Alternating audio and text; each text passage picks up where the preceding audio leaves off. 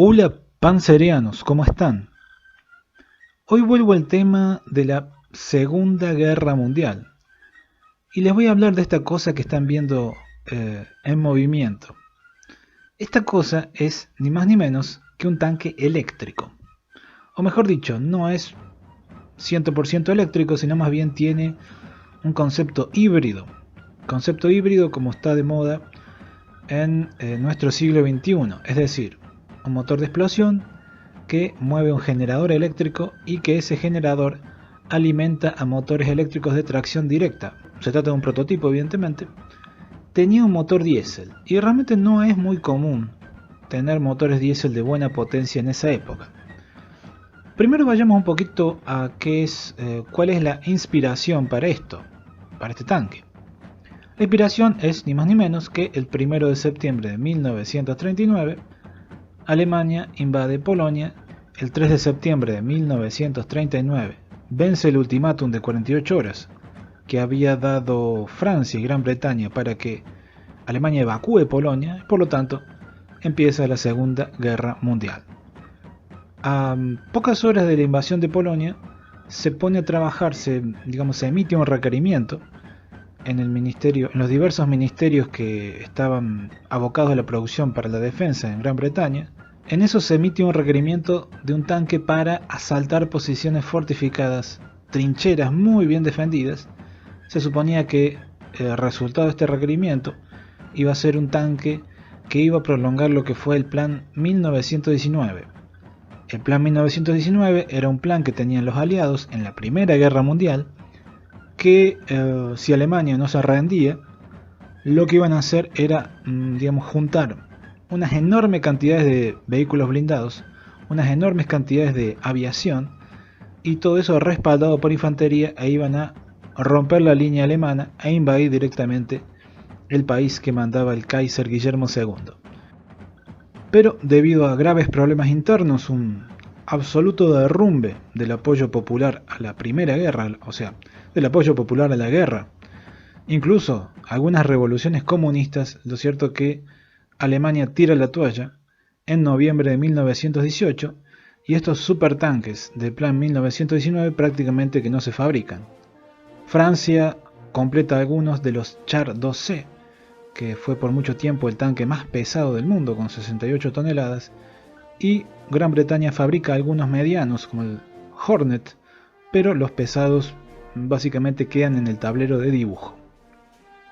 Entonces, en septiembre de 1939, con este nuevo requerimiento, se convoca a diseñadores de tanques que habían participado en estos diseños tan particulares de la Primera Guerra Mundial, los famosos tanques romboidales, y se ponen en el proyecto de tanque de asalto, también llamado TOG. Esto de TOG era por The Old Gang, o vendría a ser la vieja pandilla. La vieja pandilla era este conjunto de veteranos, todos pasaban los 60 años, veteranos diseñadores e ingenieros que habían participado en la Primera Guerra Mundial.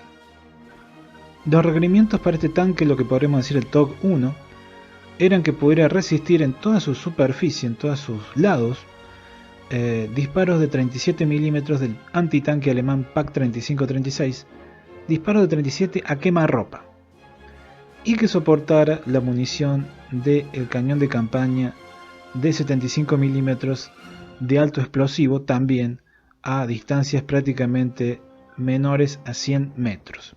El concepto era que incluso podría destruir posiciones, nidos de ametralladoras y posiciones de cañones antitanque de 37 milímetros, podría destruirlos incluso sin disparar, prácticamente embistiéndolos o pasándoles por encima, aplastando los cañones y a sus sirvientes, como de hecho hicieron algunas veces los tanques mucho más modestos, los Matilda II y los Char B1 bis franceses.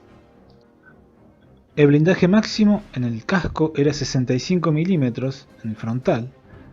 La torreta que poseía era la misma del Matilda II, con un blindaje de fundición de acero que en su parte más gruesa tenía 75 milímetros.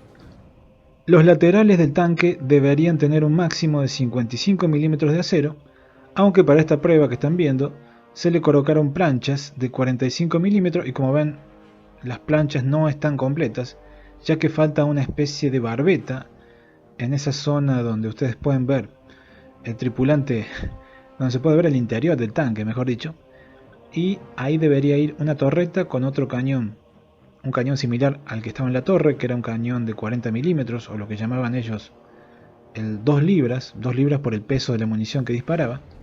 Y además esa barbeta debería tener, además de la puerta, debería tener una ametralladora Besa de calibre 7,92.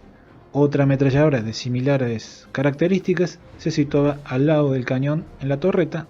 En el frente del tanque había un cañón francés, que esto creo que es el único tanque británico que montó un arma francesa, aunque obviamente estamos hablando de un prototipo. Un cañón francés de 75 milímetros, que es el mismo que montaba el Char B1 bis, Char B1 y Char B1 bis, que es un arma, es un obús de baja velocidad, son 250-260 metros por segundo, o sea la munición que dispara no es supersónica. Creo que el largo de la vaina del 75 mm francés era 219 milímetros, realmente bastante cortito. Ese concepto de tener barbetas o esas especies de casamatas que van colgando adosadas en el costado izquierdo y derecho del tanque, básicamente se trata de una mentalidad de la Primera Guerra Mundial, donde la problemática era atacar posiciones de trincheras muy bien defendidas y que una vez que uno estaba superando, que estaba sobre la trinchera, los ocupantes de esa trinchera que no hubieran sido eliminados por el fuego de artillería o del mismo tanque, podían dispararle de costado cuando el blindado estaba pasando por encima. Como la torreta, sus armas no podían deprimirse, no podían bajarse lo suficiente como para dispararle a los ocupantes de la trinchera a corta distancia, bueno, para eso estaban estas casamatas, estas barbetas laterales que deberían ocuparse de aniquilar todo lo que hubiera al costado y a una distancia relativamente corta. Este tanque prototipo tenía un largo total de 10 metros 15, una altura de 3 metros 20 y un ancho de 3 metros 10. El enorme largo le daba una gran capacidad de cruzar trincheras.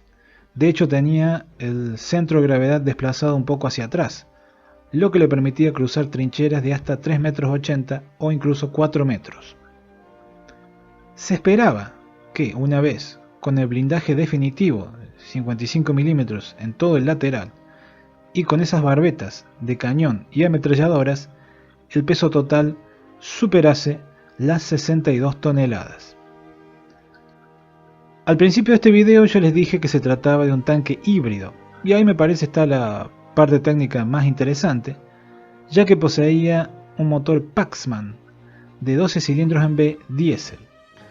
Ahora este motor era realmente muy grande para los estándares de la época, tenía que serlo porque los diésel de la época entregaban poca potencia, o sea, tenían una relación peso-potencia que era mala. Y entonces este motor Paxman, se llama el Paxman 12 TP, tenía una cilindrada de 58 litros, sí, dije bien, 58 litros y una potencia de 560 HP a 1380 revoluciones por minuto. El motor diésel estaba acoplado a un generador MERS, que a su vez alimentaba dos motores de la firma English Electric, una firma que años después fabricaría el famoso bombardero Canberra. Los motores English Electric tenían 215 HP cada uno, por lo tanto la potencia útil para la tracción del tanque era de 430 HP, que realmente es poco para las 58 a 64 toneladas previstas. Lo que sí, el tanque era bastante fácil de manejar. El conductor no tenía que estar pendiente de embragues ni de caja de cambios. Resultó ser muy maniobrable, como ustedes pueden apreciar en este video, pero su velocidad máxima estaba limitada a 18 km por hora. Y de hecho se calculaba que en campaña, en combate, el alcance máximo del tanque con sus depósitos de combustible a tope sería de apenas 85 a 95 kilómetros. Además se descubrió un problema. Cuando el clima era frío, los motores de tracción, o sea los motores eléctricos, no presentaban dificultades. Pero cuando la temperatura ambiente subía de 18 grados, ahí sí, estos motores de tracción se empezaban a recalentar y no podían funcionar más de media hora. Tener en combate un tanque que tenga que ser parado cada media hora, bueno, no parece ser, no es realmente muy conveniente. En definitiva, el TOC-1 fue básicamente un prototipo.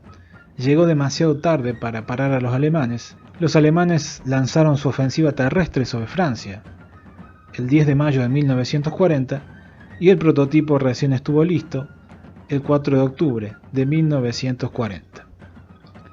Eventualmente se lo usaría como un banco de pruebas para una transmisión hidráulica y luego terminaría en el año 43 o 44 desguazado, desarmado, utilizando sus piezas para otros elementos.